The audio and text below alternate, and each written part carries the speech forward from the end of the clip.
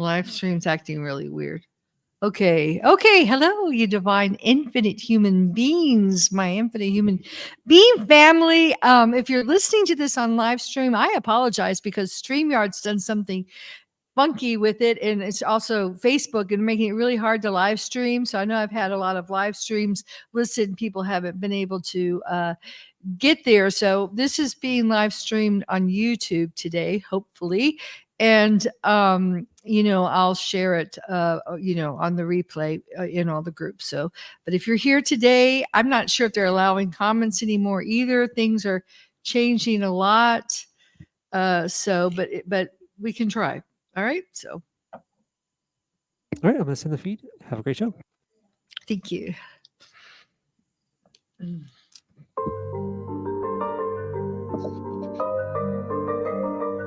Welcome to the Infinite Human Talk Show with Elizabeth Monroy. Over the next hour, you'll learn how you can become part of the new consciousness renaissance by evolving yourself physically, emotionally, mentally, spiritually, financially, and socially to embrace your true divine infinite nature and become an infinite human and co-creator of the new infinite earth. Now, here is your host, Elizabeth Monroy. Hello, my divine infinite human beings. You're all that is, ever has been, and ever shall be. And welcome. And this is a joyous occasion because the new earth is here. The frequency has been set.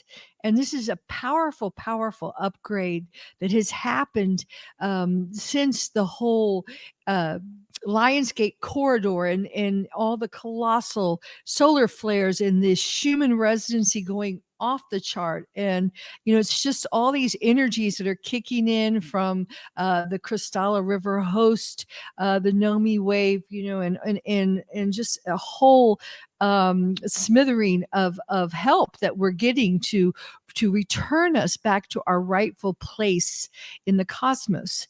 So it is a wonderful time. The fabric has been set. The canvas is clear. The way is clear for us. Now, all we have to do is co-create this beautiful new earth using our creative imagination. So it's a wonderful time to be alive. And I hear you. I know many of you are saying, what in the fuck is she talking about? And I've been hearing you. I've been opening up to some coaching that I've been offering now, just to kind of get the pulse of where everyone's going through. And believe me, I have already been through it. That's why I'm here, so happy, because I'm on the other side of it. And I'm the other side of it because I needed to be where I am right now to be doing what I'm doing. So we've got a wonderful guest with us right here. I'm a soul. So we're going to hear from her because she is, to me, a precious soul, just an amazing being. And she's the epitome of what I see the seed of this new earth becoming. And it's really becoming from within. All right. And you are the new earth. It comes from inside out. It's not, and I know many of you are like, I just want to get there. Where is it? Show me the road sign. Let me go there. And yes, it does help to get out of all the smart cities out as much as you can. I know I talked to a lot of folks in England, and I know you guys are getting, bombarded now with all the chemtrails and all the crazy stuff where people are going to jail for posts and there's all kinds of attacks. I hear everyone saying they're getting all kinds of attacks. And that's because they're trying to keep you in the lower frequencies where you do get attacked. So this is going to be all about, I'm going to start dedicating myself to helping you to raise your frequency and to get and you need to physically, if you can, just get out of this, go out in nature as much as you can, go to the forests, go to the lakes and the waters, if you can, the oceans, go and touch, the trees and be as much in nature, because that is holding the higher frequencies.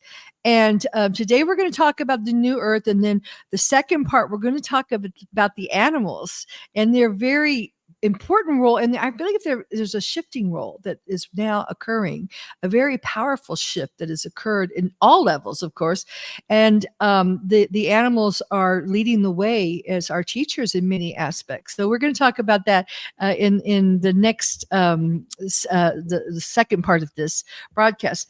But I just want to kind of, before I bring Alma on to share, I want to just kind of bring you up to the solution. Today we're going to be talking about the solution to the new earth, but the anti-solution. And I have to say, I know it's hard for everyone, but I have to admit, if you guys really knew the plan, the dark agenda, we have come so much further. I know for some of you, you think, oh my God, the world's falling apart, but we're not anywhere where if the anti-solution, the anti-Krystic solution to the new earth had come about, by now most of us would be hooked into, to the hive mind, and there would be probably no organic life left on earth, and and that was the agenda. So you can see how much we're kind of between the two timelines, so we're dipping in and out a lot right now, and many of you are finding, like your reality is going up and down every day. Like one day you have this plan, and then that disappears out of reality, and then this plan, and so just what I'm trying to do is beam steer you on a path where you can stay true to the Krystic path of ascension, the highest frequency path, the most direct path. And I feel like I really need to do some transparency here, because there's a whole lot of stuff out there and people are saying, who do we believe? What do we do? Where are we going? And okay, before this huge shift, I was ready to I was looking for pieces of land in Mexico and here in Sicily, and I just wanted to get a few good buddies and say vaffanculo to the world and just have my little new earth community and let everything come what may, and kind of just disconnect from the internet because it was just getting so crazy. But much to my surprise, I was told very specifically that is not my job, ha ha ha, like you you wish. I was kind of like, you wish, but that's not my job. So I've recommitted to becoming, actually, I've gone completely around, because I feel like before we can all join in on new earth communities, if we don't raise our frequency, if we don't clear out our own inner baggage, we're just going to all get together and bring it with us, and it's going to be a mess. It's going to be worse, so we have to have this, what I call the new consciousness renaissance. And I really think a lot of this is going to happen in the net. And I'm always saying, don't get in the net, but the net is kind of dividing into two categories. And we're going to talk more about this later on in the month, as we having Akwashi, who is a Krystic musician, amazing guy. And we're going to talk about creating, communities in cyberspace. But there's a huge opportunity now. And this was kind of sparked by here in Scopello, this little community that I, live in. And we were gathering to crush grapes for wine and have a pizza party. And I met this, digital nomad who had bought some property in Nicaragua and who was traveling all around the world, funded by, her presence on the internet. So I thought, wow, this is a great window of opportunity for us to reach so many people. And in fact, I think Amasol uses it so well, because she's not on there, selling, lipstick or something, but she shares the beautiful, touching story of her life, and the new earth in the sanctuary.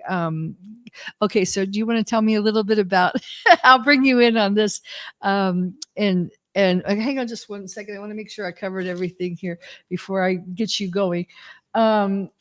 Okay, so this is a huge shift.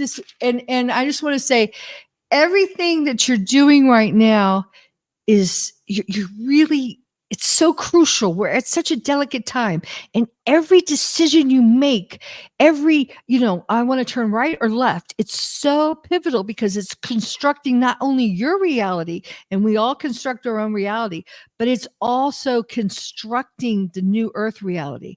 And I just want to be, again, transparent before I bring on here.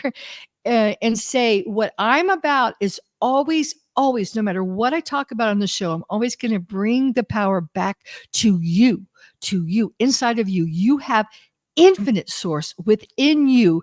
And maybe you might say, well, I don't feel very powerful, but it's just because you have to dissolve away all the shadows, all the barriers, all the stuff that's in your way, because the pathway's been cleared for you and your infinite self to reconnect and co-create the optimal reality for yourself and for the planet. And I don't, get into the Galactic Federation that's kind of coming up right now. And I feel like that's going to be the next scandemic. We're going to have the whole aliens come in, and there are aliens, and they definitely play a part in our Earth history and perhaps in our future. But we really have to be careful because they have not played the best. Most extraterrestrial cultures have not really been beneficial to us. They've been parasites. So we have to always remain in our power as the guardians of our Mother Earth. This is our mother. This is our planet. We are born here. We are of her. So that's a real important message I want to give out. So, if the aliens start coming in, I'm not going to say, hey, they're here, thank God, tell us what to do. So, and I hear that rumbling. Okay.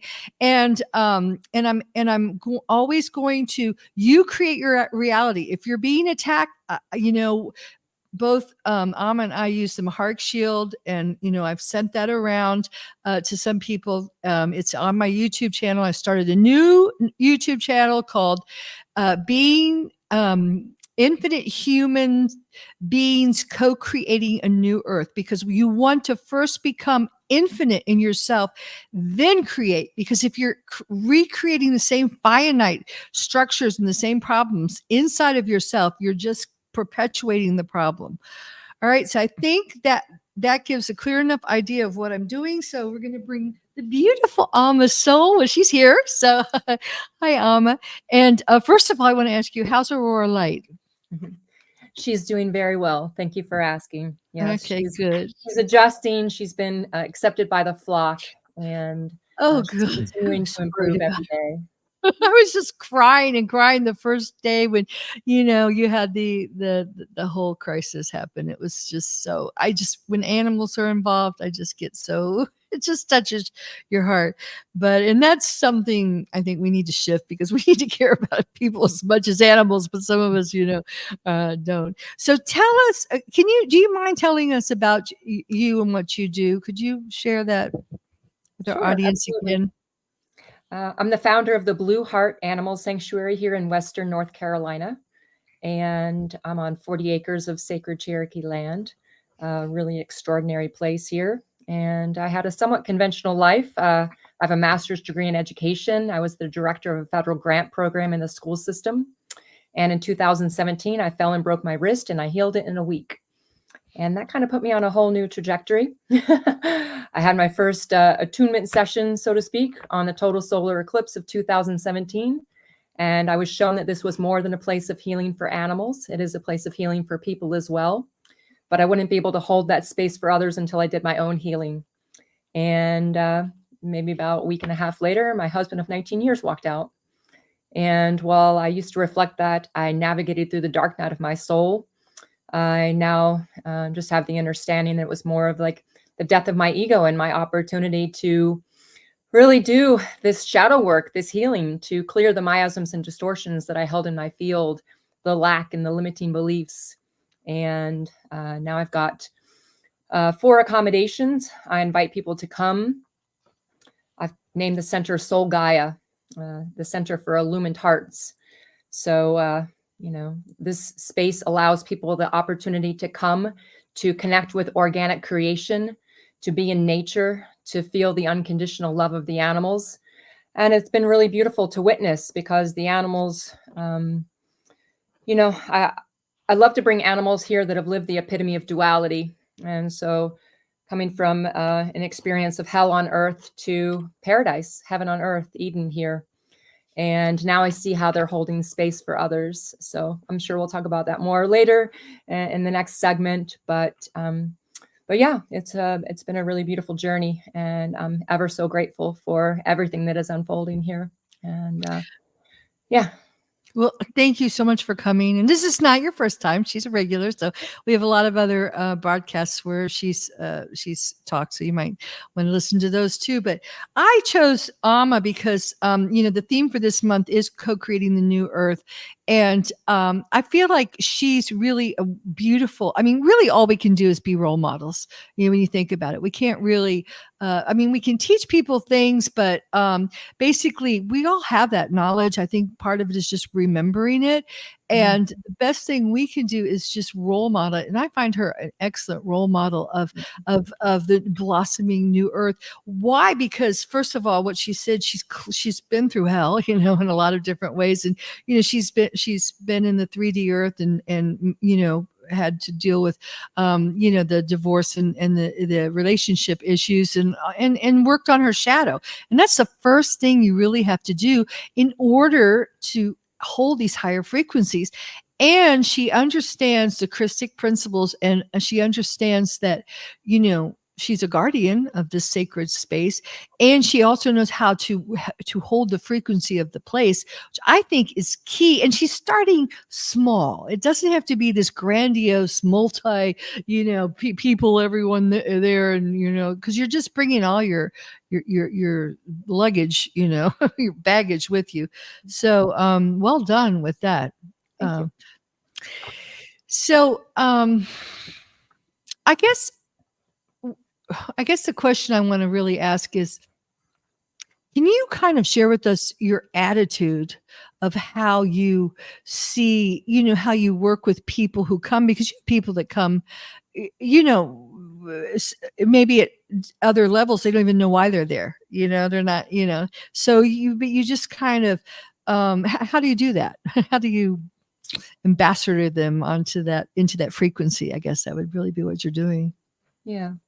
Well, it's interesting. I feel that everyone's here for a reason, and some people are consciously aware of it, and other people, could be they're just getting entrained with the frequencies, that they are just having an opportunity to become present, for the first time. We're all in this mode of go, go, go, do, do, do. So allowing people the space to just come and be. And I'm available, I'm available if they, seek to have a nature quest with me, or have a cacao ceremony, or, I have a lot of different offerings. And so I kind of like, the opportunity is there, the invitation is there. And for people who are aligned to, dive deeper, to kind of connect in a greater way, hey, let's go, let's do it, And for other people, they're just coming. And I'd say like the bottom line that everybody feels here is like, wow, I've not felt this sense of peace, this sense of calm and serenity in such a long time. So that's really beautiful. And then, the other people who are, on a journey of seeking, it's like, oh, wow, here's an invitation to dive in a little bit deeper. And here's some things that I can bring into your field. And if they resonate with you, great. Some people like, let's go. And other people is like, okay, I'm going to feel into this. I'm going to discern if this is for me. And, I really love to hold space for others, to be able to be seen and heard, to hold that space for people to express themselves. So, you said several things I think are key. I really want to highlight them because, everyone, and I want to talk later about your vision, visions for the new earth, because I'm hearing a lot of people talking about what they think the new earth is going to be. And some I've heard on some of the talk shows, I just kind of put an ear to once in a while. It's like Star Trek or something. So, but you said, the attitude is so important because it's first of all, respecting wherever they're at, really respecting that. And okay, let's go a little bit further. Okay, you want some space because, it doesn't mean you're not a highly evolved being that if you need some space because you're digesting stuff. I mean, to judge, where a person's at because of the way they interact with you or where they're at in that moment, that's just a little like screenshot of a huge film, of their life story. So I think that's key, that we really have to have that respect for each another's, space and where they're at in their story. And then frequency. Really, the best thing you can do is be a role model, but to give the gift of letting people taste what these high frequencies are like. Because when I post this, for example, the frequencies are here. People are like, what frequency are you talking about? And I understand, because if you're, in a highly dense area where everyone's on their, cell phones, and the chemtrails are just canopying it all off. So they're cutting you off into the lower frequencies. You don't feel what it's like. And, you live in a very high frequency. I live in a very high frequency place. I chose it. I work the frequency every day. And even if I wake up with problems, I just feel that frequency in the morning, and it's in me, and it's like gonna make everything work out. It doesn't mean you're not purging, but I think people can feel it. Now, you can't do the work for them because they get a taste, and then they have to go back and do it themselves. So what would you say to people that, get a taste of that frequency, and then what's the next step for them? Well, it's interesting, people who are sensitive to subtle energies.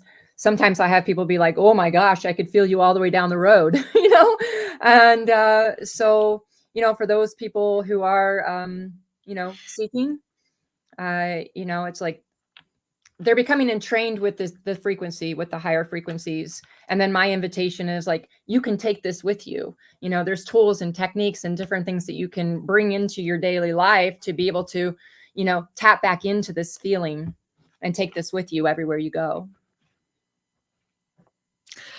Very good. And our live stream didn't work on Facebook. So I know. I was like, I don't see you. It's not going to work, but it's okay. Well, we'll get this back to you guys. So, okay, so that's really important. And let me ask you this: what are your visions? And in some aspects, it is remembering it because we were there and we fell. But I also feel like and I believe very much in the fail safe, or whatever you want to call it. I just call it the setting ourselves to the correct spiral, KRYSTALA spiral, or the correct alignment with infinite God source. And I feel like we've learned a lot, and we're going back with the elixir of life, with knowledge, because we're not just, so Krystic and so, offended, by all this. Oh, this is so terrible. But we're like tough too. We got that tough love, and we like, we're victors, we're transmitting from being victims to victors. So I think we're co-creating what we had before, but even better, if that makes sense. So I have my visions. You want to share some of your visions of what you see the new earth like in, say, 1,000 years or something? Well, I'd say it's co-creating this place of loving kindness.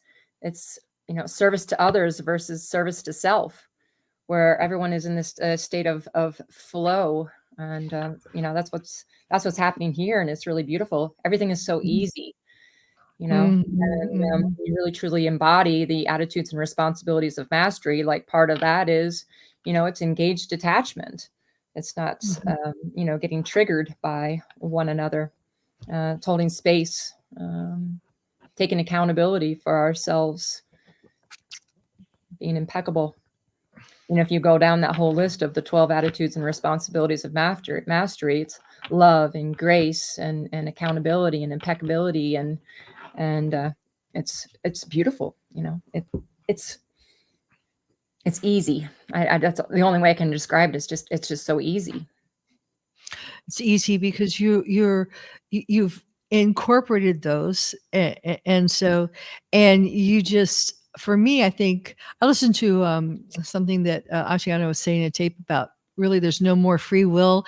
And I felt that so much right now because I feel like this, like I said before, this time is so pivotal, and I'm getting so many, like I don't say I get guided or called. I get like shoved, like you got to do this, now.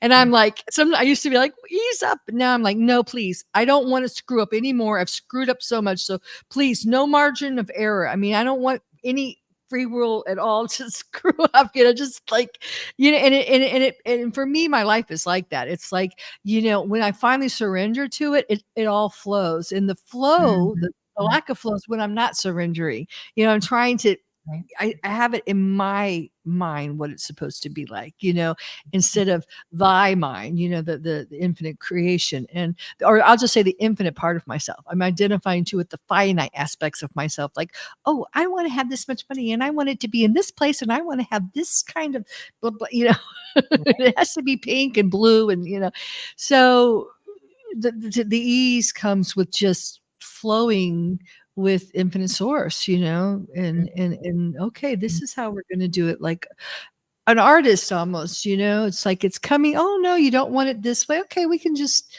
move it over here and try it, this kind of energy, if that makes sense.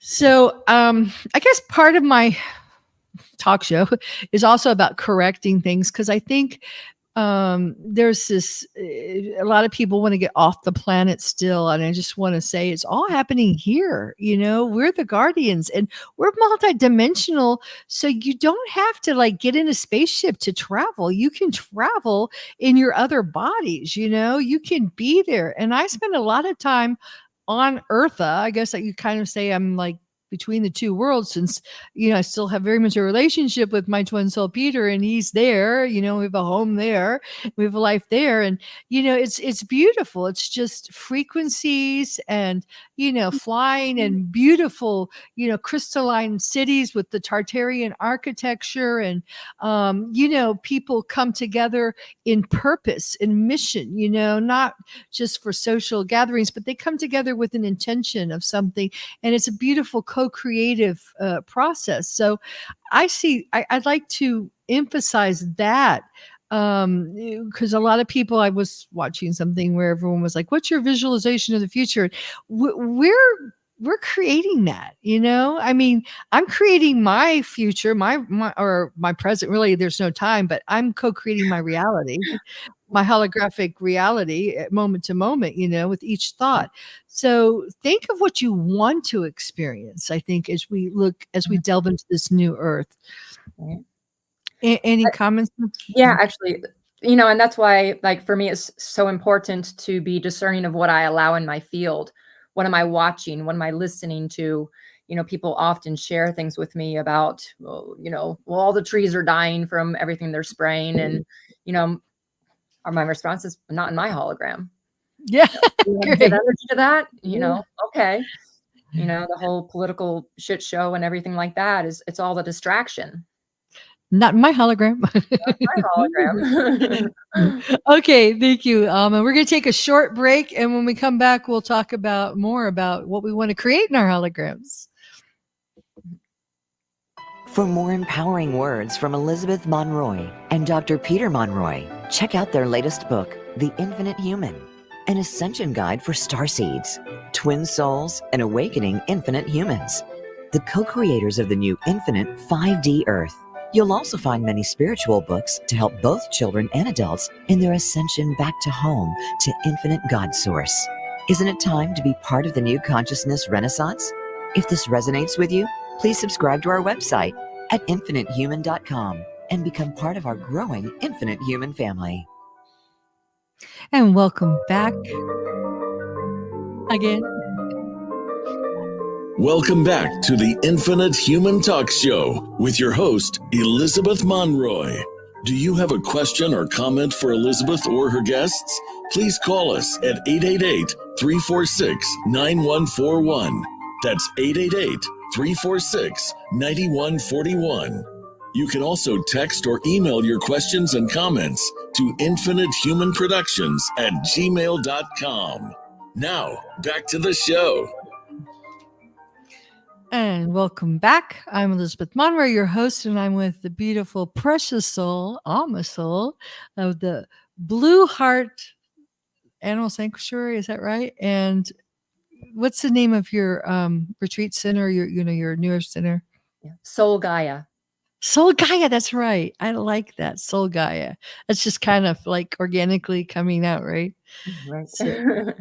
So we were talking about what you want to put into your holographic template. What thoughts, what things you want to come in and fill you up. And I just want to say one thing that I think I am, and I think a lot of people listening, maybe you kind of end up having to do it when you get to a certain point, and I think many of us just do it without even knowing it.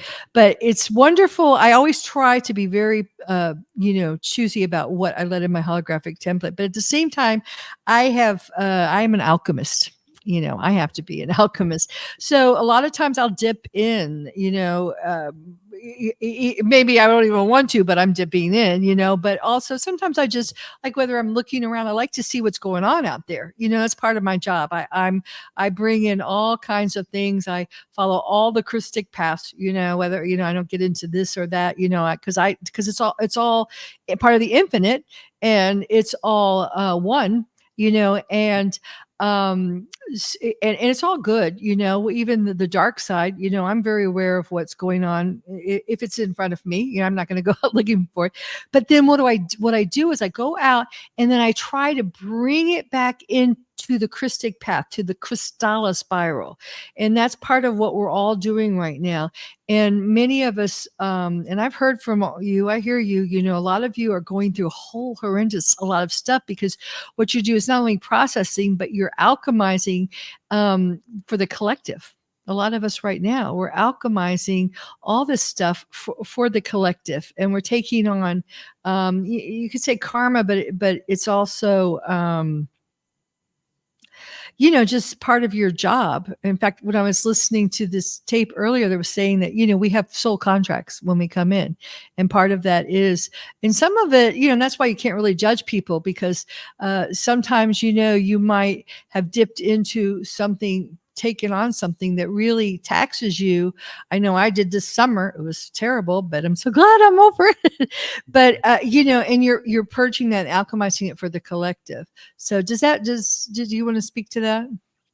Yeah, absolutely. I think we're all coded differently. We all have different missions here, so to speak. And, some of us, we do transmute, we do alchemize the different timelines and different things like that. I was very much down a lot of rabbit holes for quite some time. And then my guidance shifted, was to, stop giving my energy and attention to those things. And, that's allowed me to just continue to clear the miasms and distortions in my field, so that I can hold the higher frequencies. I'm accreting frequency every day. I'm doing sequences and singing songs and doing different things to, set the tone, so to speak. So, I'm in this place of non-judgment where, like I said, we're all different. We all have things that we're passionate about and things that we resonate with. And, that's the beautiful thing about all of us, all these different aspects of source, having all these different experiences. And I think that's where we're heading towards, and it's really exciting. And I think that's what we're experiencing right now. A lot of us are this roller coaster of frequency, up and down and up and down. And of course, you want to do everything. I spend my whole day too, just going through everything to purge and cleanse and raise my frequency and maintain it at the highest level. And that's and I choose to live in a place where I can do that. But I'm going to have to get on the plane and go to the States. I'm going to come back. And and I'll be at the Body, Mind, Spirit in Cincinnati on my birthday, November 23rd and 24th. So if you guys are in that area, come out and see me.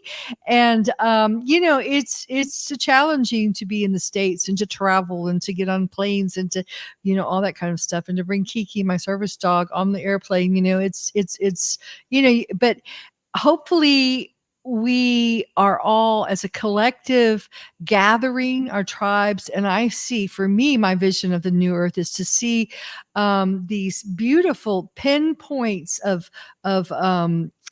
high frequency places all throughout the planet, and they're very much grounded in the organic, where we live in self-sustaining, beautiful bio kind of architecture, and have fruit forests and grow our own food, and sing the songs, and make our own music and our own stories by the fire at night, and and hold frequency.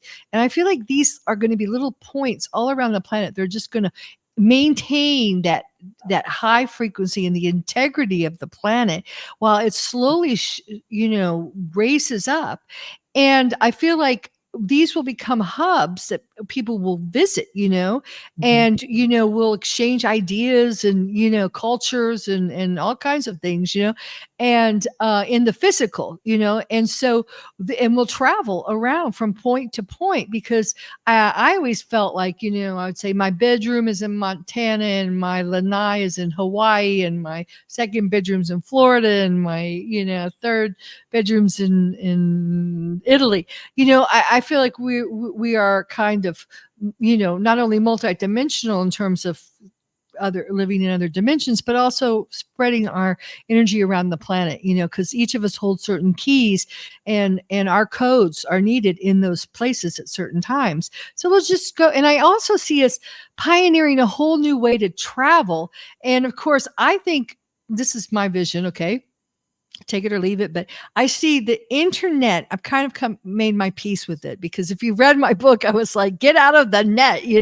and 5G or 5D or whatever. But I see its place now, because it is a place where, if we can get enough creatives there, if we can get people who build their communities, and we can come together there first, and then we can make sure we ground it in the good earth. We just don't keep it in cyberspace.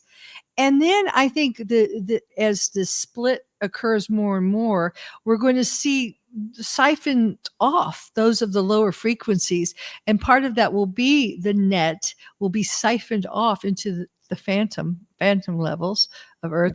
And the Tartarian technology will kick in, which is already in place. And, if you don't know what I'm talking about, it's in my book, The Infinite Human. And we had some great talk shows with Ian Parks about Tartarian architecture. But, there's all kinds of resonating technology, electricity, whatever we need, that heals us and the planet.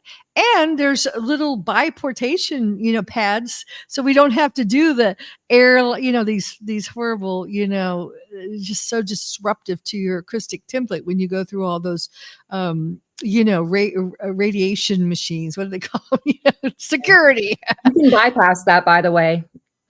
You can just tell them you want to opt out. You don't have to walk through that. Oh, but then they do you with a little thing like that? No, you can ask for a pat down. I do it every time. I refuse to walk through that milliwave scan thing. I do not resonate with it. So, yeah, it does a number on you. Oh yeah. I mean, so if you just ask them for an opt out, they'll pull you aside. And I'd much rather have someone run their hand up and down my body than walk through that machine, for sure. Yeah. So, I agree. yeah. Well, I usually do that with Kiki, Right. because she's a service dog. So Oh, true. Yeah. I mean, so much of it is just saying, I don't consent to this. What are my Yes. options? And oftentimes we don't want to create any waves or have anybody look at us differently, but I don't care. I'm going to speak my truth. I don't resonate with this. I'm not going to walk through this. I don't have a microwave. I don't get x-rays. I'm not going to walk through your machine. I just, I tell you, well, we're going to get into the thing about animals in the next part, which we almost are, but I make waves just showing up. It's like, oh, here they come, because Kiki and I hold frequency together, and the minute they see us, and I literally had to, I just had to do this, and I was really prepared, because I'd had so many problems getting to the States, and that's a long story. But when I was leaving Mexico, I could not get the computer would not accept all her things, her documents, even though it was right there. I was trying to be so peaceful. I've been meditating the whole day, and it was like an hour had gone by, and they said, just come back tomorrow. And I just had to open my mouth and scream at the top of my lungs in the Cancun airport. I just, and the whole airport shook, and everyone came running, and I got a human being who said, okay, that's fine. Because they said, she has to fit in this. I said, she's alive. She can't go into this. They were, so, yeah, you have to make waves. I always make waves just showing up, like I said. So, okay. So, all right, we got about 15 more minutes, and I just want to make sure we're covering everything, because I just really wanted to set the tone. I think the most important thing is we need to shift. I know everyone's like new earth, and it is work. Like I said, the frequency's there, and it's going to get more and more every day. So the job's been done. It's here. Now we have to get ourselves up. And if you're not experiencing it, that's just, with all love to yourself. Okay, where am I not experiencing it? Where am I experiencing it? What can I do? Do I need to change my diet? Do I need to move? Do I need to learn some techniques to shield in myself and raise my frequency? What's triggering me? Do I still have a lot of, am I still so much in the finite world with relationships and my job and fears that I can't support myself? There's so much that everyone's feeling right now, and you don't want to judge it, but you want to love yourself and say, okay, I want to move. And I think the theme is from victim to victor. And I think you did that. Sure. Like shifting out of victimizer consciousness is that's one of the biggest things. That's a I key, also, really. Oh my gosh, totally. I think the other thing is, there's what I perceive or witnessed is this energy of waiting for the white hats, waiting for whoever's going to take office to make the shift. POTUS. Yeah. Right. I'm going the to Galactic Federation. Yes, Jesus. exactly. Yeah. Exactly. Waiting. Like, Some no, putting we your are power. the ones.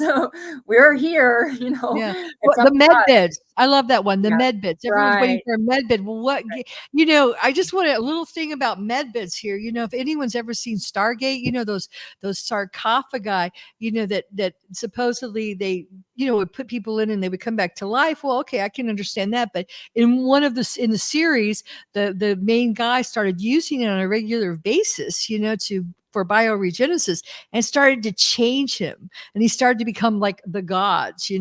So I would really, you, like you said, you healed your risk in a week. We have these powers. It might be a little bit more effort, but we've got to get out of the mindset of paying for someone to fix us, to, an external thing, a med bed, a magic alien technology wand that's gonna, heal us and illuminate us. And that's how we got into this mess, really. Yeah, exactly.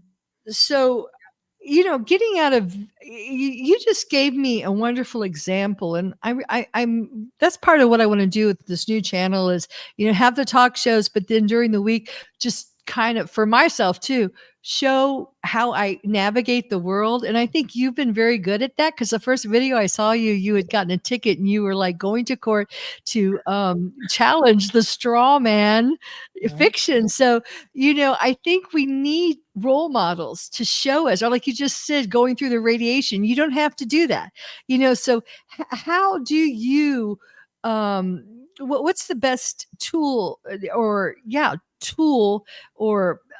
just mindset or that you can give our audience to help us to move moment to moment from being a victim into being a victor?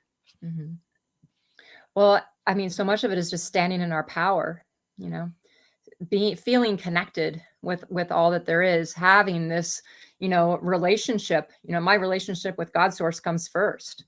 And everything that I do, You were like vertical, go Exactly. high, instead of taking on the person near you. And Right. and I have to admit, it's a trigger for me because I'm so peaceful here and wonderful. And then I get out and then I'm like, someone does something and I'm getting mad. Like, hey, how dare you do that? And I'll like wham them with anger. But really, when you're angry, it's because you're not feeling powerful.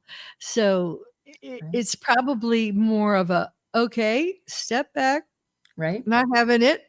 And then inside yourself, just not reacting, but coming out when you're sovereign, God, sovereign, free, power, whatever, Right. and saying, no, that's not the solution. This is how I want to navigate that. And, Right. and coming forward very strong and just not letting them put you in their little, okay, over here, you do that, because they're just kind of mind controlled bots. So many of them themselves, they don't think anymore. They just kind of get their hive minded orders. I've noticed when I flew 2 years ago, it was like, they said things that, were inhumane and they didn't blink an eye. Right. So you can't get offended by it. You just have to, Right. I'm above this. Right. It's Makes sense. like accepting what is and responding rather than reacting. And for me, it's like, my intention is always to just allow people to experience love, that to be that clear conduit of God's source love flowing through me.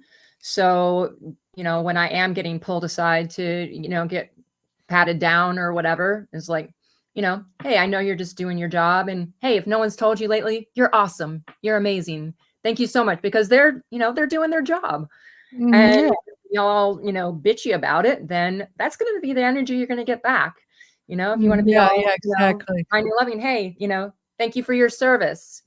I recognize that you're doing what you feel like you're supposed to be doing. And not being offended by it. That's so powerful. And I mean, you might say, well, this is just simple stuff, but guys, I tell you, ascension, co-creating a new earth, it's simple, and it's work, inner work. And that's what I want to drive home, because so many people are getting glitzed and glamored into, these whatever are going to do it for me. Someone else is going to do it for me. And like I said, it's been done for you. The energy's there. And I know that it's something we have to get over. And I know I have to get over it too, because in the past, because we've been in the Fibonacci spiral, basically, without getting into all kinds of ascension geomancy, the cards have been stacked against us. The Fibonacci. Yeah, the Fibonacci.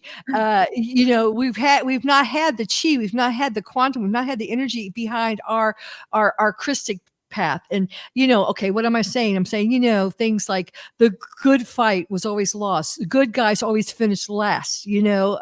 Why is everyone else that's so depraved making all this money and getting ahead, and me, who's following the impeccable virtues, is finishing last? And that's how it's been. I my whole book is about, every time I became a really great teacher, they said, you're a great teacher, but don't come back. Every time I went to Hollywood with all my, dreams and visions, they handed me a porno script. Every time, I tried to, help and heal people, it was like, oh, that's against the law. You can't do that, So, but what has happened, and I want you to hear this, is that the shift has occurred. And we talked about moving from away from the Fibonacci onto the KRYSTALA Spiral on November 8th last year. And now it's really picking up quantum, so that we, whether the light workers, the indigos, the Krystic beings, the good guys, whatever you want to call us, we have the support of the multiverse, of the UNI-verse behind us.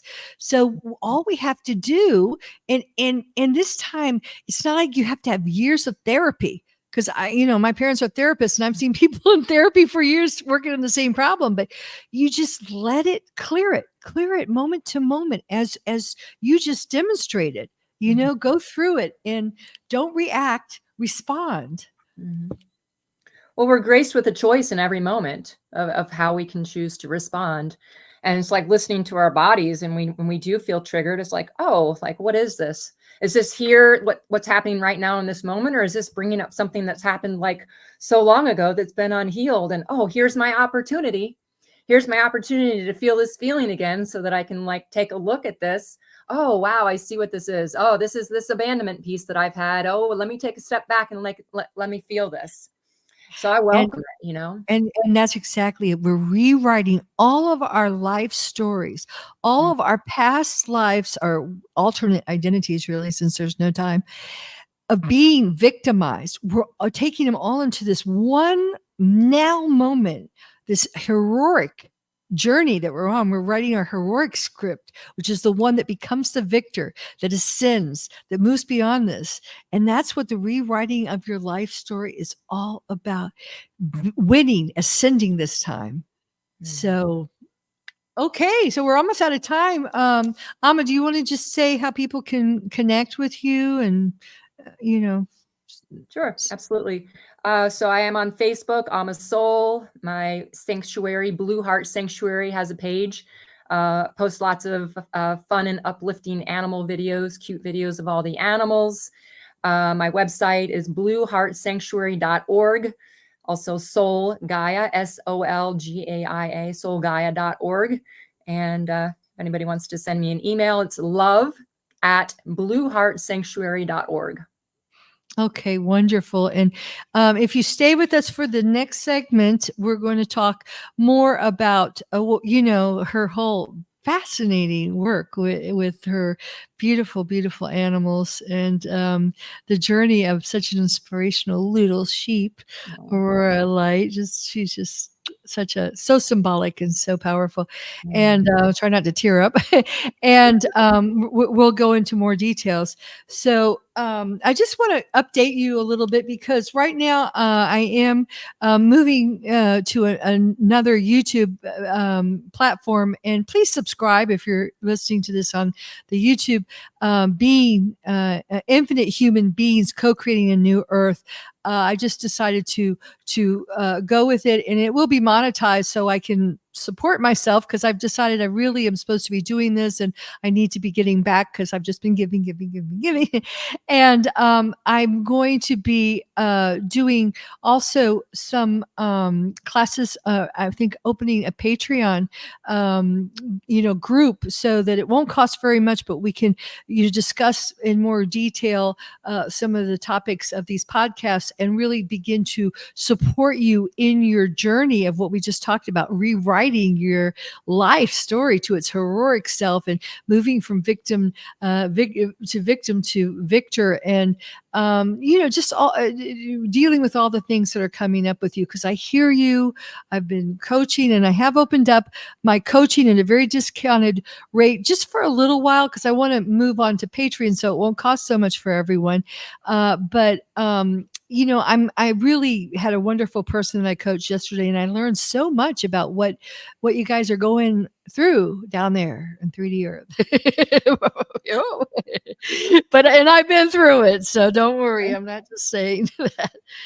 Okay, so all right. Is there anything else you want to say, Alma? I'd just like to express my gratitude. I really appreciate the opportunity to collaborate with you and to join and to share. So thank you so much for the invitation and for the beautiful space that you hold. I really appreciate it. Well, thank you. Well, we all love you so much. And, I know even people that, I just see all the time. I can see the stats or whatever, and people, these are timeless. So people are always finding them and finding about you. And these words, I think, are just very simple, very loving words that can really make your day and really inspire people and even make your life. In fact, I've been putting subs. Also, I have a newsletter on Substack, and I got a message back from someone the other day that said, "Your book is the best book I ever read." And I'm like, "Oh God, that makes me feel good because it's nice to share. I think the best thing is sharing and knowing that you're making a difference to the oneness of us all." Okay, so all right, please tune in. The next episode will be discussing the shifting world of the animal kingdom. And a lot of you I know have lost animals and pets, especially in this period. It's been strange. So this is kind of a response to that. So please join us in the next segment. Okay, thank you. Bye.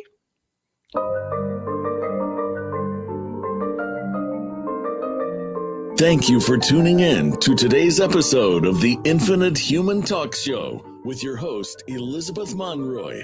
We hope today's episode has inspired you to join the new consciousness renaissance and be the change by reclaiming your true divine infinite nature within and becoming an infinite human and a co-creator of the new infinite earth.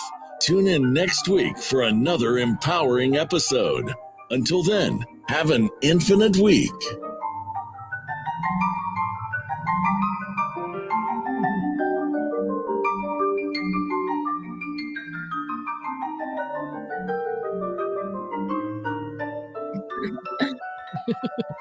Magic hands.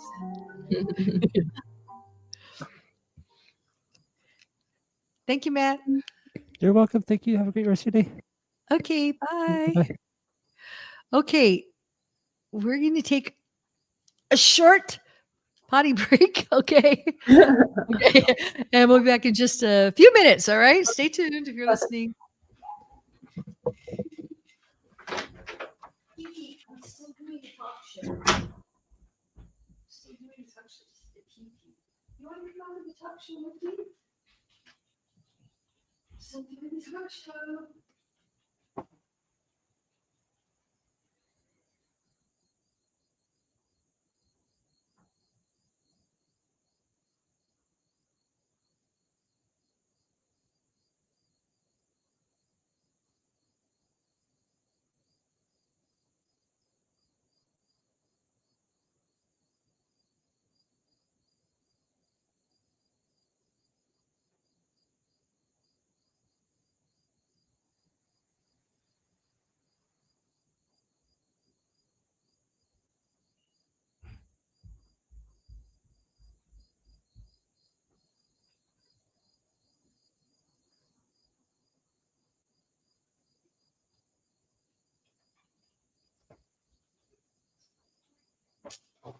Can I take you up here?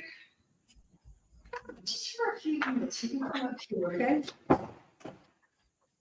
Okay. Stay here with the mommy, okay? Come on, animal. Come here. Shh. That's Kiki saying no, she doesn't want to. Okay. Hello, you divine, infinite human beings, all that is, ever has been, and ever shall be. And this is the second part of our series, and we're talking about the new earth. And the theme is the role of animals in the new earth. Okay. And I feel like we've gone through a major shift. And this show was really a response to a lot of what I've seen happening with you guys. You've been reaching out and sharing with me, and a lot of you have lost your beloved, animals, your dogs and your cats and your pets, just in this past shifting period. Mhm. And a lot of people, and then of course Amma had a real crisis happen, and she's going to share that in a minute. But it just it hurts me so much, because I think everyone knows that Kiki's with me wherever I go. She kind of stepped up for Peter because he wasn't able to be here, and she holds frequency with me, and we work together. And I always say, Kiki's my spiritual teacher. She teaches me to love unconditionally, which I forget a lot. She loves everybody, and to play with life, and to have fun and play. And she's pretty much in charge. She runs the show. She gets me out, and when she came into my life, oh God, I was the pitch. It's almost been 10 years, and I was really being attacked. I didn't even know it. I was very ill. I was on all kinds of pharmaceuticals because I just stopped caring about life, and I had trouble just walking. She's my service dog, and I was suffering some seizures at the time. So she was a service dog that was trained even to read, and she would just get me out, get me out of bed sometimes.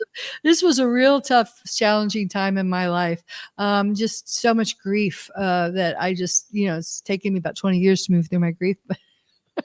So like I said, I've been through everything that everyone's going through now. And I'm on the other side of it. So I have the empathy, but I owe my life to Kiki, and if it weren't for her, I don't think I'd be alive.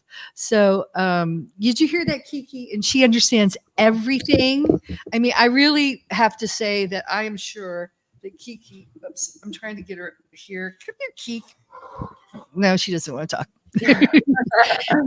I'm going to say Kiki is an ascended master. I'm sure she's from the highest Rishi levels.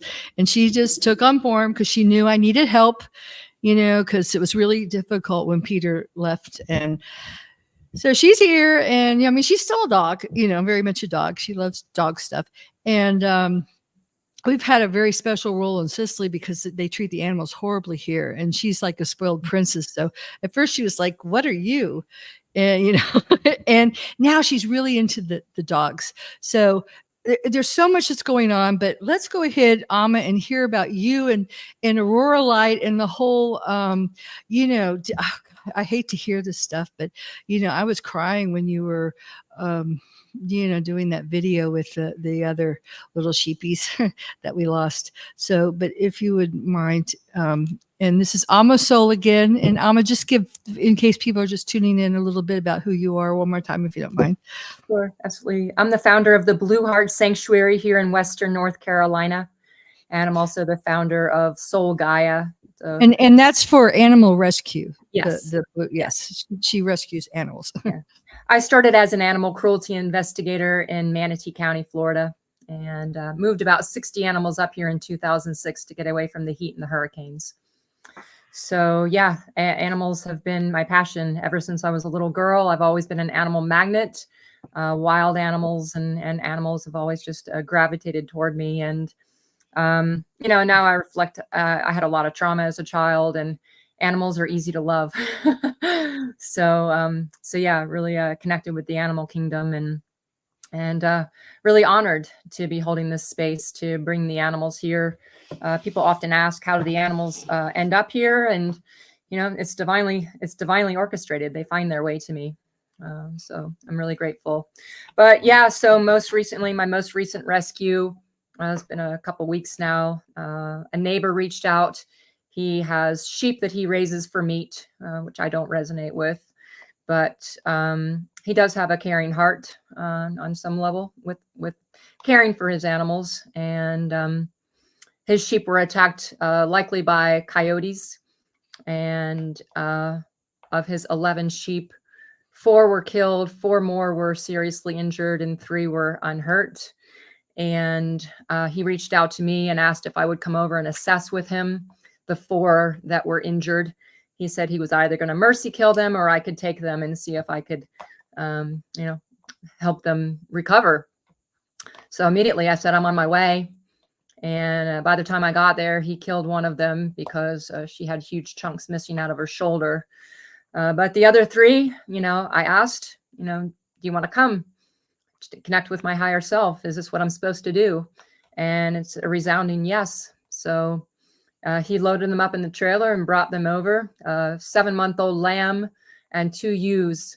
The one had both of her ears ripped off, huge, giant puncture wounds to the neck and the cheek. The other one had her nose ripped off. It was intense.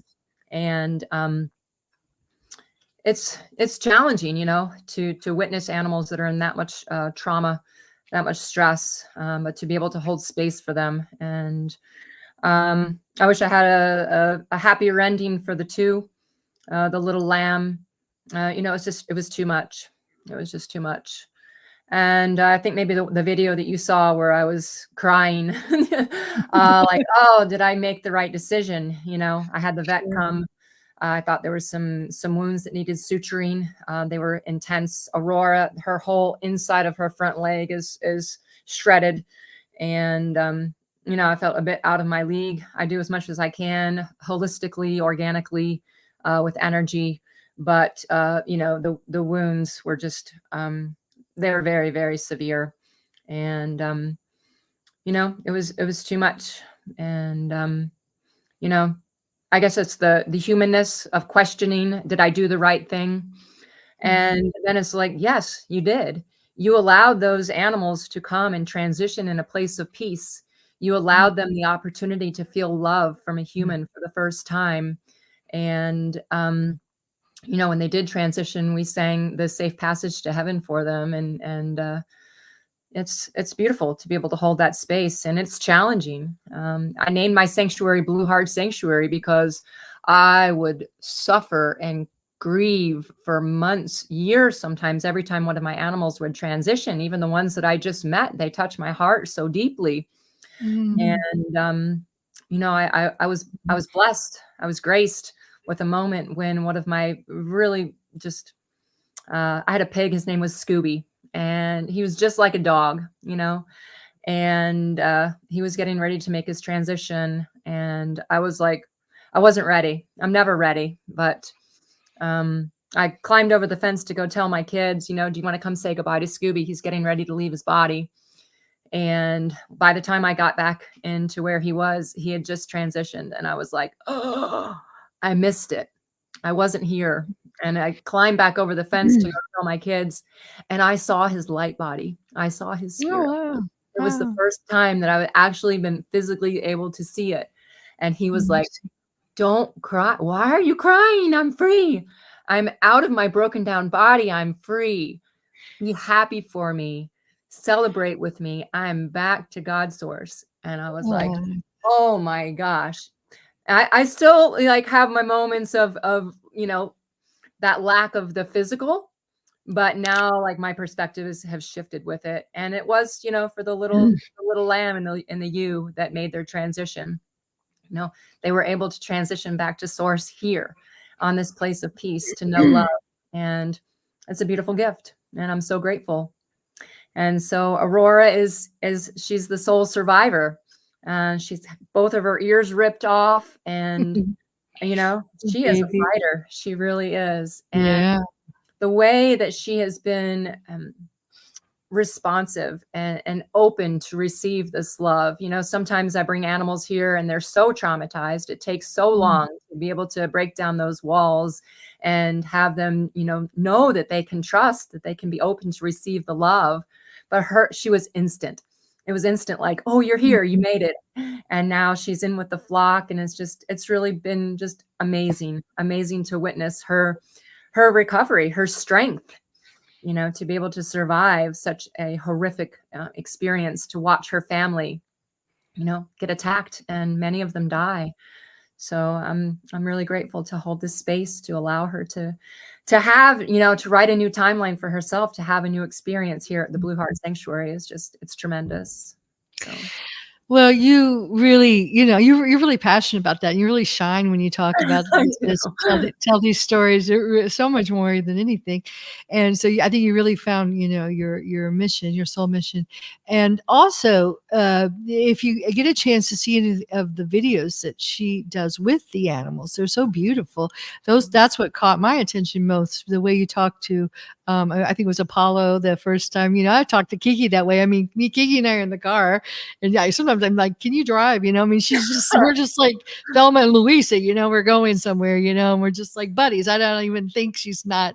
And I talk to her everywhere. And, of course I speak to her in English, and, all the Sicilians don't know what I'm saying, but they look at me like, oh, that's that crazy American and her dog. And they just are talk to each other in English, but the way you talk to him, the way you talk to Aurora, it was just so loving. And the way you just, are just with the sheep, just with that beautiful, loving presence.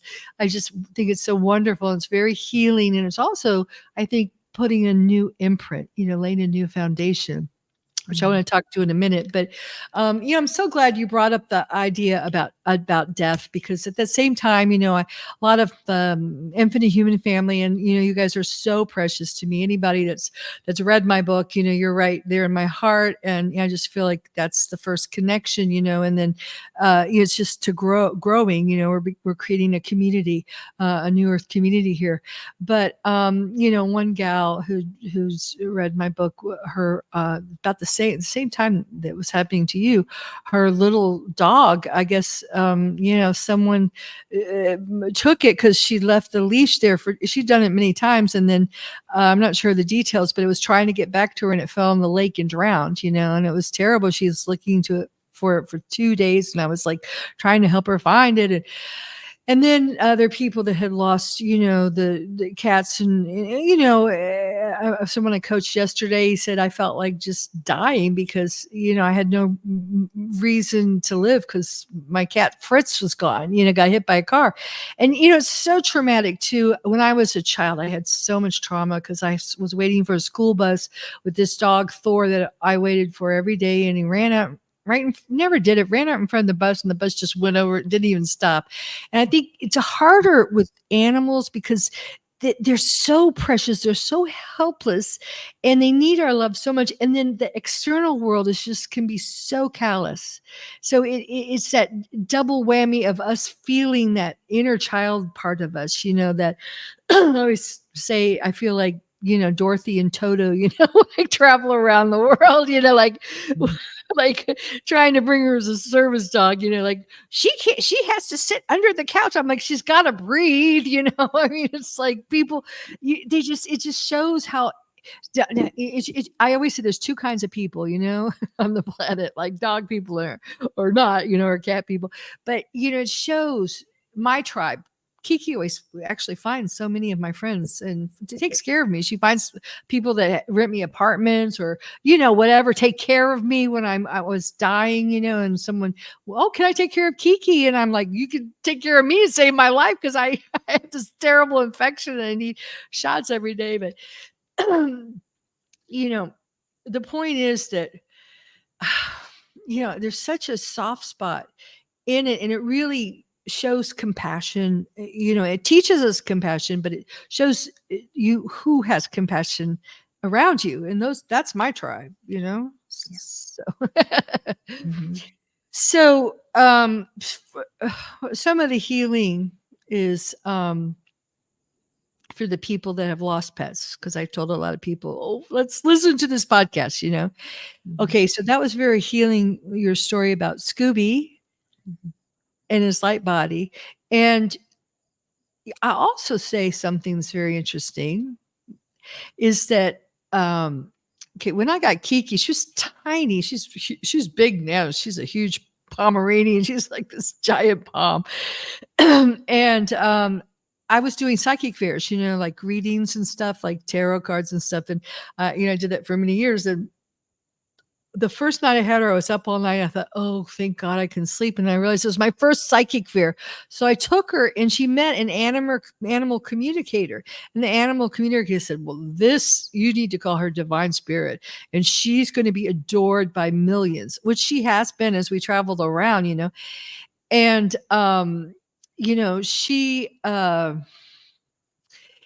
this animal communicator was also had told someone else who had a very old dog named Eeyore, Basset Hound, that Eeyore wants to leave, but you're like holding on to them.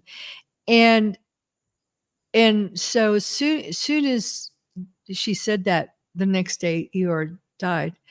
And but a year later, because they come back to you, that's my whole point. They come back to you sometimes. And Eeyore came back, and it was like the same soul in another dog. And the same thing with Kiki. I had a really traumatic experience as a child where my mother said, I was very touched.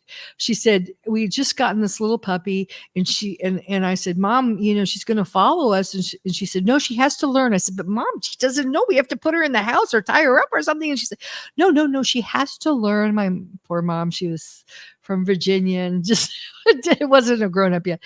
And so the dog followed us, and I watched it get hit, and it was really terrible. And it was called Little Bits. And I knew that it was Kiki, so they do come back to you if they're supposed to, or if they've done their job, it's time for them to move on. Do you want to add to that, Alma? Absolutely. I have definitely experienced having animals come back into my experience for sure. So I very much resonate with that. I rescued a dog that was a backyard breeder. She was 4 when I got her and pregnant with her 4th litter. And she was so sad because she had lost all her babies. And I told her, this was the last time you have to go through this. And this time you can keep your babies. And she had 4, 2 boys and 2 girls. And the 2 brothers went off on an adventure. They went over 3 fences and went up into the woods. And I was not here at the time. But anyway, to make a long story short, only one brother came back. And we have held space. We just say that Panda is on an alternate timeline somewhere. He's off on an adventure. But the interesting thing is I had a couple goats that showed up here, and they were pregnant. And I was in Sarasota, actually, when one of them was born. And when my son sent me a picture, the first thing out of my mouth was, Panda! It's Panda. I have no doubt that Panda is reincarnated as a goat, and very similar markings and everything. So it's interesting, they can come back in different forms as well, I believe. So, it's our attachment to them at the S form. And I know it's hard and you have to grieve, so I'm not trying to stop you from grieving, but when you move through the grief, when you let that purge that out, there's just so much going on, so, okay. With that said, I want to talk about the new shift. I really think there's something happening here. Mm-hmm. So let's see here. Let me just see where we're at with time here. Okay, so I feel like, okay, I'm going to bring it up. It's the word. Now, if you've read my book, I always say, I'm going to talk about this, that, one man's medicine is another man's poison. And I never tell you what you should eat. Okay. So it's really about whatever you want to eat. And you need to pay attention to your body. And I was became a vegetarian in 1992, and was a vegan too. But vegan wasn't even part of the vocabulary back then. And we did it. It was part of our spiritual discipline. It was just required. But then it just, as after that happened, it started to look like roadkill to me. As soon as I flipped the switch, when I went into a shop, and I was kind of a little snobby vegetarian. So it was to respect life. And I really learned that, but I was kind of like, sometimes we just have a baked potato with cheese on top of it. And because we lived in places like Idaho, that's where we were sent, Moline, Parker, Arizona. I mean, we were out in the middle of the country in the 90s. There was no kinds of, alternatives that we have today. It's like, I couldn't believe it when all this stuff started coming out. But I will also say that, okay, I'm just going to go. Then, my spiritual teacher at the time said, you don't want to be like, so I'm this, and I did an interview with a woman, who has a great podcast, wonderful soul. But after she said, are you a vegan? I just know you're a vegan. And I said, well, I'm not a vegan. I'm not a vegetarian. I'm not a carnivore. I'm not a Christian. I'm not a Muslim. I'm not a Jew. I'm not, a label, but, I do whatever the frequencies call for me to do at the time, moment to moment. And I know there are some people that have perhaps a genetic structure that has more, say, Anunnaki in them, that need to have a more of a animal-based diet. And especially now when we're going through the frequencies, I know for me, sometimes I just needed to eat some meat. I had to eat some meat to just ground myself. But after with the shift of energy. And then after I saw you crying, Alma, it was like, click. I just had to go back to complete, veganism. So you want to talk to that? I've talked for a while here. Yeah, sure. Yeah. Well, I consider myself an animal empath, so I really feel their suffering. And, even when I was a baby, my mom wrote in my book, "Will not eat meat." And growing up in a meat-eating household, that's what I was fed. I can remember the last time I was forced to eat a piece of steak. I literally could not swallow it, as chewing and chewing, and I could feel the suffering of the cow as I was chewing and chewing. And it's like, I didn't want to swallow. It was like I tried to swallow and I just gag. And I was just crying. And I remember my mom saying, "Okay, I'm not going to force you anymore." And I was an animal and dairy science major, so I saw firsthand how animals are being raised for production, the hormones and the pesticides and the disgusting nature of factory farming. I saw it with my own eyes. And I shifted from vegetarian to vegan then. That was 1990. And I became very involved with animal rights. I was an angry vegan for many years. Yeah. I was like, what the fuck? Do you know this is happening? I mean, this is 1990. There weren't a lot of YouTube videos and information out there. You could find it if you looked for it. But I read Diet for New America, and it shifted my life. So yeah, I just, for me, I can't love them and eat them at the same time. And it must be a real dichotomy. I mean, and the dichotomy of healing a sheep that are bred for meat. I mean, it's just such an oxymoron, a paradigm. Right. Well, and I think also, I'm graced in the rescue that I do. It's not just companion animals, what people consider companion animals, dogs and cats. It's like I've had personal relationships, loving relationships with pigs and chickens and sheep and goats. And I see how they develop bonds and love one another, how the mothers love their babies, for me. So like my understanding or my perspective is, this is part of the shenanigans. It's like, if you could hear the mother cows crying and grieving, looking for their babies, and then all that suffering and grief is going into the milk. There's a lot of people that are like, well, I just drink milk. Well, the dairy industry is the meat industry. I hate to tell you, it's just the really horrible experience for the cow along the way, because she's going to be forcibly raped and bred. Her baby's going to get stolen when it's less than 24 hours old. And then all that emotion is going into the milk.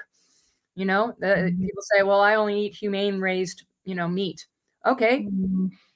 I can tell you now, when I have to trim my sheep feet, they're like, they freeze, it's in their cellular memory. They've witnessed their babies getting stolen from them and having their throats slit. So even these sheep that have been here since 2019, when I have to work on their feet, that trigger happens. It's like, oh shit, what's going to happen? And so that fear, that panic, that's the energy. That's what's flowing through their bodies when they're getting killed. And that's the emotion that we're eating. That's the energy that we're eating. So anyway, I am passionate about it. And I also hold space, it's like not for me to say what's right or wrong. I just know like what I resonate with. And, there's a lot of just horrible things that go on, especially here in the US with factory farming, but I think it's everywhere now. It's just like, how can we get these animals? What can we do to get them to, the state of ready to be slaughtered in a short amount of time with the least amount of money put into them? And the answer is usually to pump them full of hormones and pesticides. And that's what we're eating. And unfortunately, it's not just the animals, our food supply. And we can go off about, how things have been tainted. And it's like, okay, what can we do to clear, to clear this toxicity from our bodies? And for me, it's like, okay, I want to eat as clean as I can. I did a 40-day fast the year that I turned 50. And for me, that was a huge shift in the programs and stories that we tell ourselves of what we need to truly thrive, not just barely survive. I go to the grocery store and I see what's in people's carts, and it's like, good God, how are you still alive? There's nothing of any nutritional value there. And, I think that's all part of the shenanigans to, create a lot of great customers for the medical system, unfortunately. Well, for those that can't see, I've just always been amazed by the way you look. I mean, it's not just, beautiful, but you just have this inner glow about you, and it just this clarity that comes through your crystal clear blue eyes, and your skin, and I just knew, that you ate, the plant-based. So we're just going to take a short break, and we'll be back, and we're going to talk more about this and how it affects you physically. And we're back. And we're talking to I'm a Soul. And we're talking about, right now, we've talked about the shifting role of animals. And I just want to say, okay, we're talking about the new earth. This has been in the context this month of the new earth. And, my vision for the new earth, of course, if you go to the earth before it fell, when it was in its Tara, it's formed, we were breatharians, and we didn't even have any of the stomach and the intestines and all that stuff. But we're in a point of transiting back to that higher level. And I have talked about, and I wrote in my book, The Infinite Human, that during this is a tough time, this transitional cycle. So sometimes you need to eat different foods to ground you. So it's really your own individual, wherever you're at. But I will say this, okay, and it's not shaming in anyone, and we're not, we take only what resonates, your free will to choose. But I'm going to say that since this frequency shift for me, because I was a vegetarian, and the first book that we wrote, Peter and I wrote together, The Pathway Home, it's Divine Inner Healing, a book of divine inner healing. We talk a lot about, at that time we just said vegetarianism, but how important it is. And Amma mentions this too, that, people are talking all about fear, we have to move beyond fear to love. Well, when an animal dies, they know they're going to die. And, how would you feel if you were in a line and you knew you were going to be, killed, and you can smell the death all around you? It's still part of the death cult. Okay.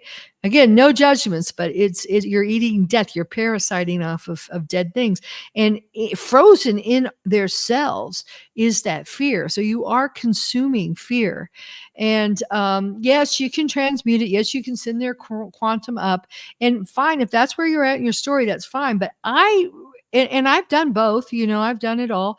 But and that's just part of my encryption. My soul mission is to alchemize everything.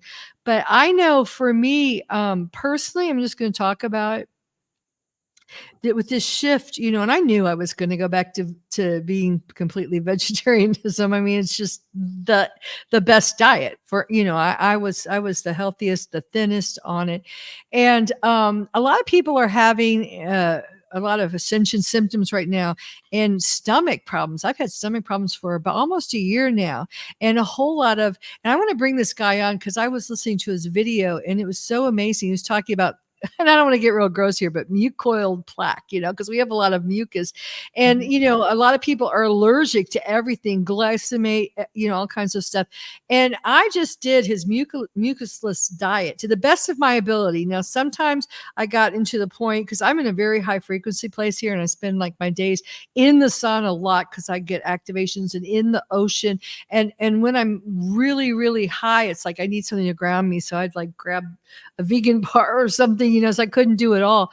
But he said, just eat live food, fruits and vegetables. And he does say when you're transiting, do some cooked like sweet potatoes or something, whatever. So it doesn't have to be like a religion, but for me personally, running through my intestines, my GI tract, live food. And I do like a fruit smoothie in the morning, and then he calls them broom salads that sweep them out. And I took some other supplements that helped clean it out, and it was like amazing. Now, I didn't have, some people clear 20 pounds of mucus, and I've lost a lot of weight because I was losing weight, but my stomach was all bloated, and when you think about it, you have, like, even with the cheese, you have dead, decaying things in you. And I just, after this week, I was like, oh my God, it affects every aspect of your life. It affects your emotional state, your mental state, your psychiatric state. So many psychiatric problems are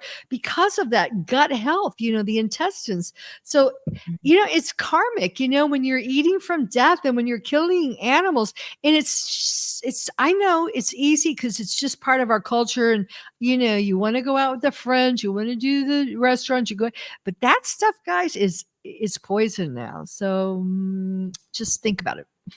You want to add on that? Yeah, I'm big in doing fasting, intermittent fasting, detoxes. I did a mucus plaque cleanse. I was diagnosed with multiple autoimmune disorders, and I healed my gut with 100% alkaline. For 3 months, I did nothing but greens.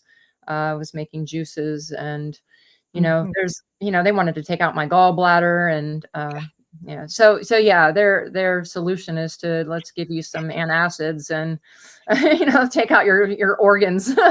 But I think we all have parasites. I do parasite cleanses every month, especially around the full moon, 2 days before, on the full moon, and 2 days after. And I'll cycle between a lot of different herbs. I'm a big fan of diatomaceous earth, chlorine dioxide. I'm not a doctor, but these are things that I've demonstrated to myself that work for me, and definitely seen big shifts with them. So if you've never done a parasite cleanse, I highly, highly recommend it, because we all have parasites, and it's important. Well, that was the first thing I did, because I've been doing so many parasite cleanses. And then I finally got to the point where I got through it. I got rid of the parasites. And that's when I went for the mucus and everything. And if you really keep clean, because it's like the foundation has to be sane, sano, we say in Italian, sano, healthy. So if you have a mucus free, candida free, gut and intestines, that's where they can't thrive. So, and I've been a sugarholic, but you know what? Because I just love the Sicilian desserts here. That was my downfall. They have these like cassata and everything, but I can't tell you how wonderful it feels. And I really want to start being like cool.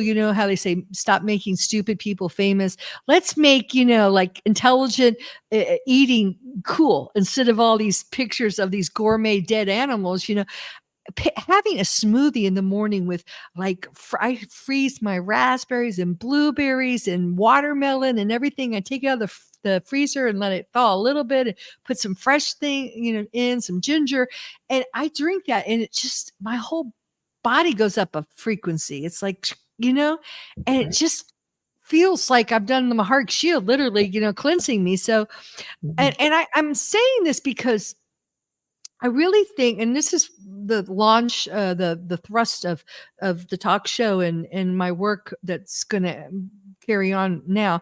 Part of co-creating a new earth is, like I said, it starts inside of you. And a lot of people are into the Krystic path, and that's wonderful, because they're doing all kinds of spiritual activations and all this stuff. Beautiful. But guys, we are physical, emotional, mental, spiritual beings, first of all. And that's what the pathway home is about. And we're also financial and social. Okay. Those are 6, 7 natures of us that have to evolve as we evolve. And I'll see a lot of people who are very, aware of the Krystic path, but they're like, oh, I can't keep my house, or I can't pay for this. You need to be moving forward holistically, wholly, all of you.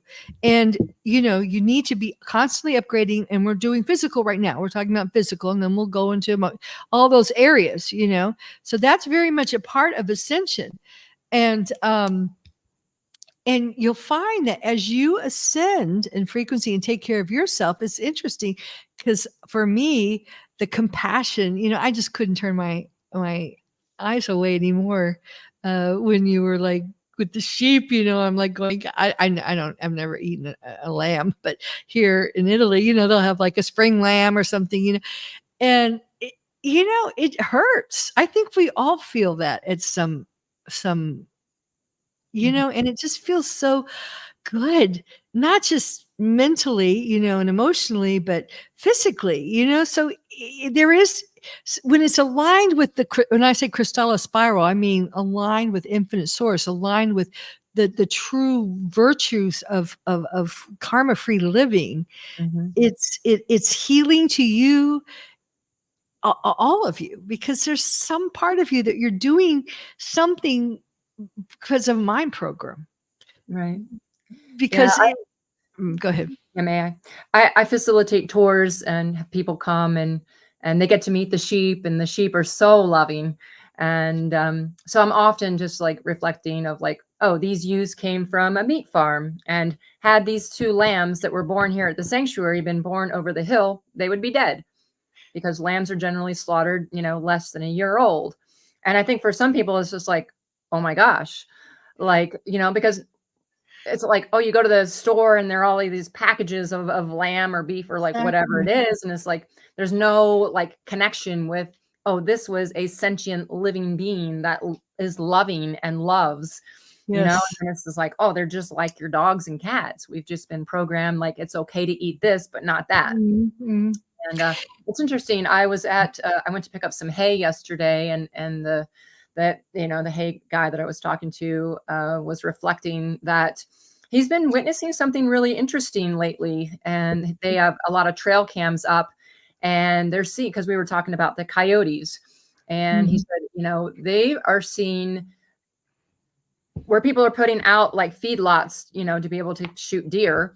They bait them with corn and stuff like that. On the trail cams, they're watching coyotes coming in and taking the apples and taking the corn right next to a raccoon.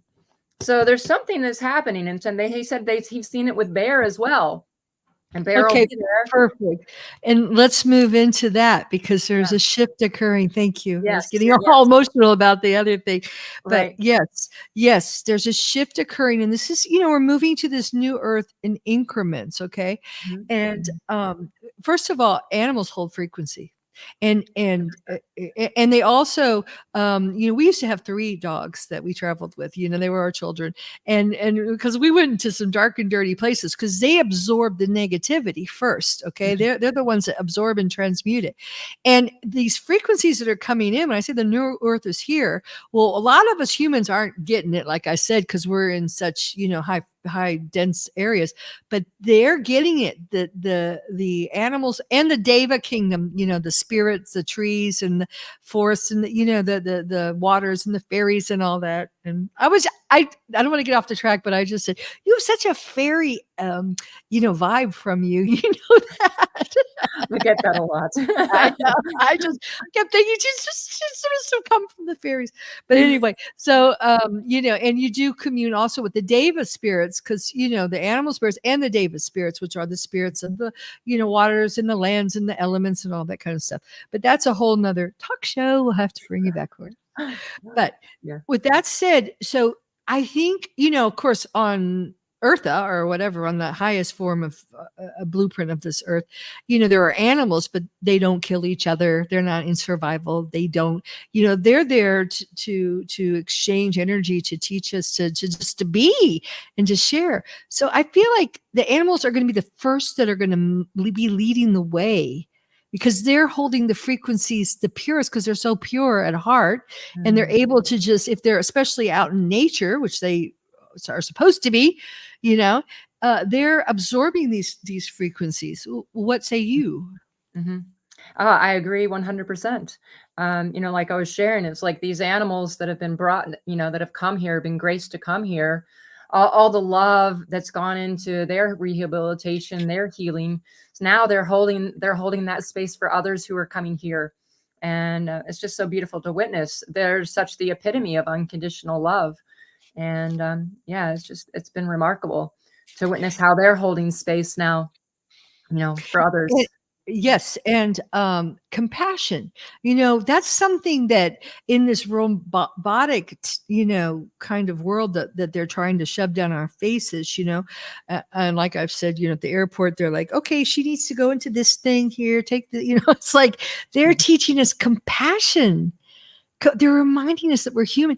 Kiki will go up and the young people will be sitting around, in the piazzas here, and they'll be like on their cell phones, and she'll nuzzle up in them, and they're like, ah, and then like, oh, and then they'll just like melt into her because she's just pure love. If anyone has experienced Kiki, we're going to Scopello in a minute. Okay, you're being good. She's being so patient, but just touching her, it's like a communion. She just goes into this meditative state and she just heals them, because they're healing. Just being with them heals them and transcends them into higher frequencies. And it's so important that we have animals in our world in a new, not to eat, not to feed upon, but to be with. And I think there's a shift in perspective as well, because oftentimes when people come to visit, well, what do you get from them? You get milk from the goats, or you get the wool from the sheep, and I'm like, love. There's no other expectation, it's just love, and it's just like, oh, love, right? what's that, love? Mhm. Yeah. So, and it's love, and it's healing, and it's teaching us compassion, and it's holding the frequencies. I back when they were doing all the fires, that were created, the lasers and stuff, especially in Australia, and I was seeing these kangaroos that, had been killed in the koala bears and everything. But they were part of the agenda was to destroy not only the forest but the animals, because they hold frequency, and the mind control program that we've been given is, to use animals as, this is to use, and I mean, I'm not saying there can't be a cooperative nature. I had a horse, and I loved her. I'd hang from her neck and everything. She was like my dog, but and especially we used to use them to get places. It was wonderful bond. And in fact, Kiki was my horse. We were told when we got an aura picture, they said, oh, I was an Indian and she was my horse, and we had this very close relationship. But that's a sacred bond that we had with our animals, and I think we need to. And that's why they're so special to us, our pets, and we're so upset when we lose them, but we have to start bringing that back. And I think a lot of people are also having new pets replace their old ones. And I think they're even higher frequency. They've coming in with a higher soul mission. One was just to be companions with us, but now they're almost becoming our teachers. And Kiki, I was like, during this time, I was like, you're not leaving me, are you? And she's like, no, I'm here for a while. I was told she'd be here for a long time, so that's good. But I wanted to this thing, I do tarot and listen to tarot. So today I got this thing about the sheep. I pulled a card and it was about sheep, and it said, sheeps remind us to return to Mother Earth, to cultivate joy and compassion, to take care of ourselves, because of course, again, back to the diet, to slow down and to tune inward, tune into your body, tune out the outer voices, and tune into the silence and surrender to our Mother Earth. Isn't that interesting? That's the symbolism of the sheep. And then it's so funny because it's also talking about connecting to the heart, because we can get so heady, in our social media things. And that, like when Kiki noses into people on their cell phones, so immediately they go into their heart, they're not shocked if they're not like terrified at first. And, Aurora light, the whole idea, because we're all talking about new earth right now. And, she really, was very symbolic, her whole journey that you shared via the net, which made me fall back in love with the internet, because she went from victim to victor. And aurora is another name for Earth. You know, there's an aurora Earth, which is like the ascension Earth. So it's kind of like a light, you know. So it's like we're seeing the light of this new Earth beaming through, where we're victors over things. So that's a symbol. I love, that's my thing, symbols. And that's the symbolism I got from this journey that she gave us. And, you know, part of the role of animals have been, I think that's ending now, is to show us, you know, part of being a victim. Okay. We've been victims. Animals have been victims, but it's, if you think of the fact that we're all one, so those of us who have played the victims have been there to show the victimizer that it just doesn't work. It's just no fun. And I know I've learned that because I don't, you know, yeah, like I was so mad at my brother and I just wanted so much to, you know, we had this thing going on and I wanted, you know, like, I mean, once I literally said, I'm going to kill you. And when I said that, this like energy came through me. And then, you know, since our mother died and, you know, he got jabbed and all that, and he's had problems. And I was like, oh my God, you know, I love him so much. I would never want revenge, or I would never want anything bad to happen. And I think that's what this whole trauma through the time matrix has been for us to learn. We played both sides, you know, and to learn that. And the animals have been the ones to teach us by giving their lives to us, literally, you know, to feed us. And I think that's ending. Let me just say one more thing, and then I'll turn it over to you. We got about 10 minutes. Because I was down in the Yucatan and there's some new earth communities forming down there, you know. And, you know, and some of them had some really good concepts behind them, you know, lots of beautiful land and space. And some of them were growing fruit trees. And, you know, in Mexico, I just lived on like papaya and mangoes and coconut water all the time, you know. But some of them have like animal husbandry, they call it, you know, where they're raising animals. And I talked to this one guy who had become a crypto billionaire and bought some land and was trying to get me to, you know, be part of that new community. And he said, yeah, we're looking for animals that haven't been vaccinated because, you know, there so many have been vaccinated. I'm like, oh, what are you going to do with them? And it's like, we're going to eat them, you know? And I mean, I just could not live in a community where I see the animals every day. I don't think anybody with a heart could, you know, and you're working with them and you're feeding them and everything. And then it's like, okay, you know, it's just such a betrayal of their trust. So, you know, again, this is all about new earth communities. And I think one of the first things we have to do to get on the right timeline with this, to get on the KRYSTALA spiral with this, because if it's not on the KRYSTALA spiral, it's going to fizzle out. These new earth communities are going to fizzle out if they're just based on the old paradigm of the finite earth. So, you know, we have to clean our bodies out and we have to get up to the frequency where we can eat, you know, let's say plant-based, you know, to make it broad, you know. I mean, some people are fruitarians. I'd like to be there, but I'm not there yet. You know, everyone's moving at their own pace, but just to not eat things, not to feed off the dead. Let's just put it that way. Right. Yeah, I mean, everything that we consume is either, you know, moving us into a greater state of youth and vitality, as like, you know, do I want to eat things that are alive and living, full of living enzymes, or do I want to eat something that's, you know, been artificially sprayed or injected with something to make it appear fresh when it's actually been dead for however many weeks or whatever, you know? It's just, oh, yeah, you're right. It's like so I'm going to make a little sales pitch for my latest children's book that I wrote 20 years ago living in Montana, and it's finally out, and it's called The Little Cow Who Refused to Be Hamburger. I love it. It's a beautiful story. I had written all this, and then it just kind of filed it away after Peter died, and I just got it out like last year. And when I read it for the first time, I just cried. But you know, it's all about this little cow that just loved to roam free, and you know, found the holes in the fence, and because he was disobeying the herd and his mother, his life was spared, and he came back. And you know, about the men with trucks that came, and about him running along a highway trying to save his life, you know, and an eagle that led him to the Yellowstone, really, because I lived in that area close to the Yellowstones.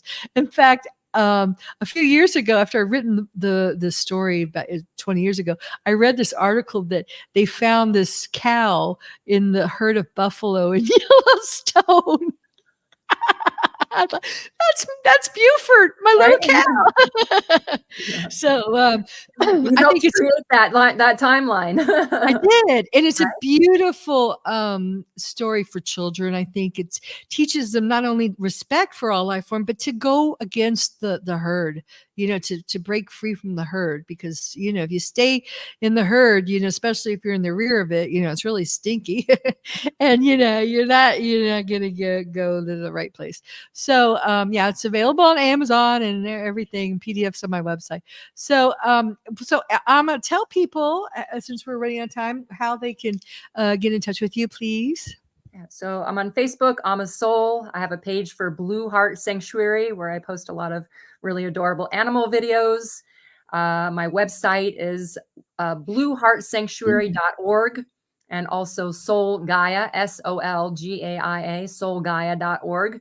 And if you'd like to send me an email, I can be reached at love@blueheartsanctuary.org. Okay.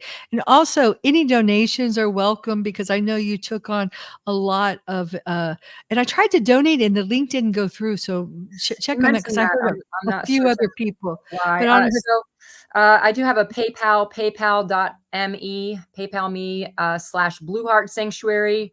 I'm on Venmo at Blue Heart Sanctuary. And also I have a GiveButter. It's givebutter.com /love Blue Heart. Okay. And, that money goes to help all these beautiful animals, and I've never taken a salary. This is all my nonprofit. It's all a nonprofit. 501c3. So donations And are tax deductible if you are part of that and system. she's a beautiful soul, very sincere, very authentic. So and you can see the videos of her at the animals. It's just it makes your heart feel good. If you're having a tough day, just watch Alma with her sheep and dogs and all the animals.